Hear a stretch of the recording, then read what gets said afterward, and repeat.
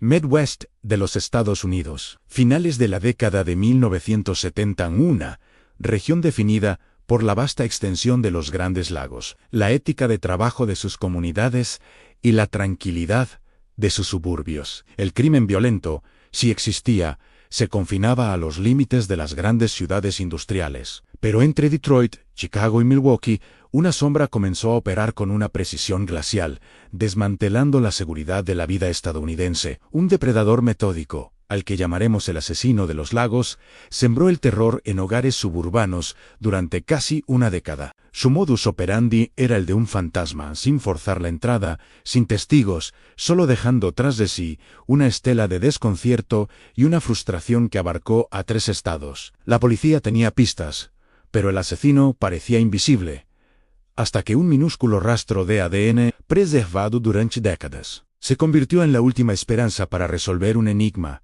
que demostró que el mal no conoce fronteras estatales. Las primeras víctimas compartían una aterradora normalidad, eran parejas o mujeres solas, atacadas en la privacidad de su hogar en vecindarios que se consideraban seguros. La elección de las víctimas era amplia, pero la ejecución del crimen era consistente. El elemento más perturbador para la policía fue la absoluta falta de evidencia de entrada forzada. El atacante mostraba un conocimiento íntimo de los suburbios y las rutinas de sus víctimas. Esto no era un delincuente oportunista, era un preparador. La falta de huellas dactilares y el silencio operativo sugirieron desde el principio un alto nivel de inteligencia y una meticulosa planificación. El terror radicaba en que el monstruo no venía de la ciudad, sino que ya estaba allí, durmiendo al lado. La metodología sofisticada del asesino de los lagos era su mejor arma. La policía teorizó que entraba por puertas de garage sin seguro, ventanas que los residentes dejaban abiertas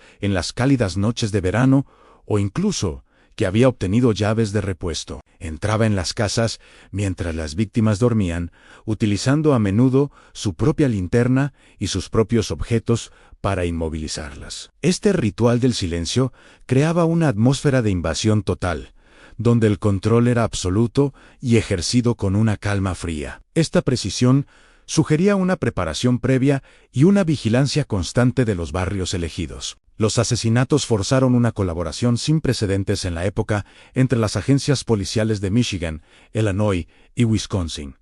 Se convocó al FBI para crear un perfil. El consenso apuntaba a un hombre blanco, probablemente soltero, de entre 20 y 30 años, en el momento de los crímenes. Su trabajo probablemente implicaba viajes o turnos nocturnos, lo que explicaba su movilidad transestatal, como camionero de larga distancia o un trabajador de la construcción, pero el factor psicológico clave era su necesidad patológica de control absoluto, manifestada en la sumisión silenciosa de las víctimas y la intrusión en su santuario más íntimo, en su hogar. A medida que los casos se vinculaban, se notó un elemento perturbador en algunas escenas la manipulación o la alteración de objetos menores. No era robo por dinero, era la firma psicológica del asesino, un pequeño objeto, un marco de fotos volteado, un juguete movido. Estos trofeos o detalles extraños no solo servían para reafirmar su dominio y marcar su territorio, sino que actuaban como una burla directa a la policía. Este detalle sutil, esta necesidad de dejar su tarjeta de presentación psicológica, fue uno de los pocos hilos que unió los casos a través de las fronteras estatales. El pánico masivo se apoderó del Midwest. Las ventas de sistemas de seguridad, barras de metal en las puertas y cerraduras de alta seguridad, se dispararon. Las comunidades, antes confiadas, se aislaron. Sus ventanas permanecían cerradas incluso en verano. La policía, sin poder atrapar al fantasma, fue criticada duramente por su falta de progreso. Los ciudadanos se preguntaban, ¿cómo es posible que un hombre pueda moverse entre 3 estados, asesinando con tanta regularidad y sin dejar rastro de su identidad? La respuesta es simple y frustrante. En la década de los 80, la tecnología no estaba a la altura de la astucia del asesino. Aquí reside el único triunfo de los investigadores originales, a pesar del fracaso en la identificación del sospechoso. La policía de la época tuvo la visión de preservar meticulosamente la evidencia biológica. Fluidos, cabellos y pequeños rastros de tejido fueron recogidos con cuidado, etiquetados y sellados. Los detectives de los años 80 sabían que no podían hacer nada con esas muestras, pero las congelaron con la vaga esperanza de una tecnología que aún no existía en el ámbito forense. Estas pequeñas cajas de evidencia, olvidadas en los archivos, se convertirían en el guardián silencioso de la identidad del asesino. A mediados de los 80, los ataques cesaron tan abruptamente como comenzaron. Los crímenes se detuvieron. La pregunta obsesiva quedó sin respuesta. ¿Murió el asesino? ¿Fue encarcelado por un delito menor, sin muestras de ADN? ¿O simplemente se mudó a otra región para continuar su carrera criminal? La falta de actividad durante décadas hizo que el caso se clasificara como un caso frío, de alto perfil. Las cajas de evidencia se trasladaron a archivos remotos, esperando su momento para hablar. El cambio de siglo trajo consigo la revolución definitiva en la criminalística. La creación del COD y ese sistema combinado de índice de ADN y el desarrollo de la reacción en cadena de la polimerasa PCR lo cambiaron todo. Esta tecnología significaba que una cantidad microscópica de material genético, a veces solo una célula, podía ser amplificada miles de millones de veces para crear un perfil genético completo y único. Los casos fríos de la década de 1970 estaban a punto de ser reabiertos. El ADN se convirtió en la huella invisible que la policía de la época nunca pudo obtener. Los detectives modernos sacaron las viejas cajas de evidencia. Los laboratorios forenses de Michigan, Illinois y Wisconsin comenzaron a procesar las muestras más antiguas. El resultado fue escalofriante. Múltiples crímenes, a través de las fronteras estatales, se conectaron con el mismo perfil de ADN masculino. La policía confirmó, tenían a un único y prolífico depredador transestatal, cuya existencia solo podía ser probada por la ciencia. El perfil de ADN se subió de inmediato a CODIS, la base de datos nacional, con la esperanza de un hit. Pero la base de datos devolvió un silencio.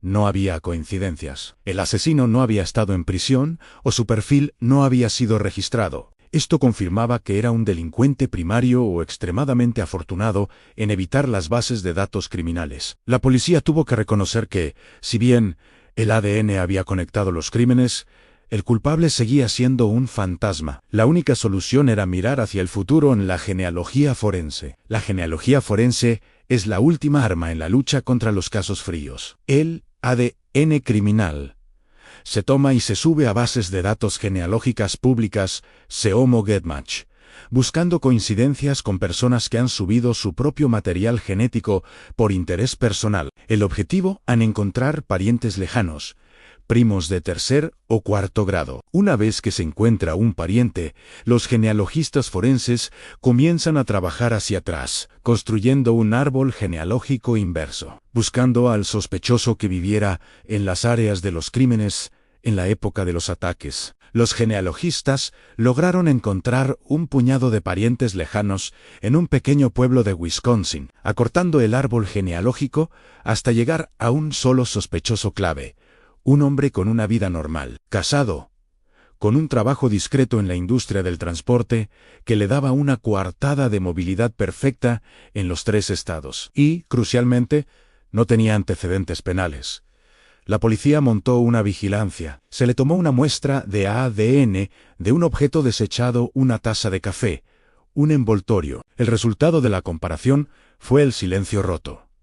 La coincidencia era del 100%. El asesino de los lagos no era un fantasma, sino un vecino que había vivido una vida normal en el Midwest durante 4 décadas, solo identificado por el minúsculo rastro de sí mismo que dejó en la oscuridad. El caso del asesino de los lagos nos recuerda que la verdad puede ser más extraña y mucho más cercana de lo que imaginamos. Este depredador, que aterrorizó a 3 estados, fue invisible para los perfiles psicológicos, las huellas dactilares y las bases de datos criminales tradicionales. Su larga racha de impunidad fue el resultado de la limitación tecnológica, no de su perfección. Solo la tenacidad de los investigadores y el avance ineludible de la crónica forense moderna pudieron sacar a la luz su identidad, más de 40 años después. La ciencia del ADN ha reescrito la historia criminal, demostrando que en la era moderna el anonimato total